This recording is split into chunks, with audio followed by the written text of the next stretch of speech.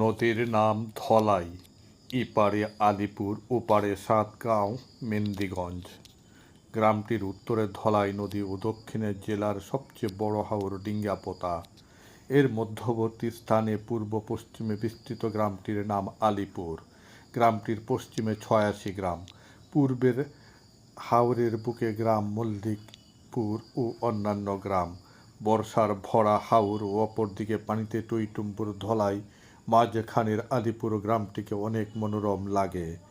আলিপুর গ্রামটি হাওর পাড়ের একটি শান্ত নিরিবিলি গ্রাম জনপদ। এই গ্রামে একটি কওমি মাদ্রাসা ব্যতিরেকে আর কোনো সরকারি বেসরকারি শিক্ষা প্রতিষ্ঠানের অস্তিত্ব নেই। এখানে নেই কোনো হাট বাজারও।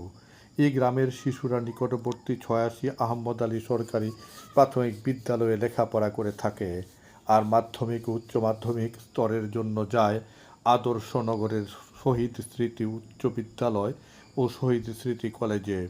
গ্রামটির বাসিন্দাদের প্রায় সবাই প্রত্যক্ষ ও পরোক্ষভাবে হাওর কেন্দ্রিক ও হাওর নির্ভর জীবনযাপন করে থাকে।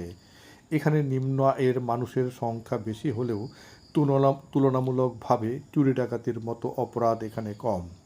এ গ্রামেরই দু কৃতি সন্তান সদ্য সাবেক প্রধান বিচারপতি ওবায়দুল হাসান। এলাকাবাসীর কাছে তিনি শাহীন সাহেব নামেই সমধিক পরিচিত।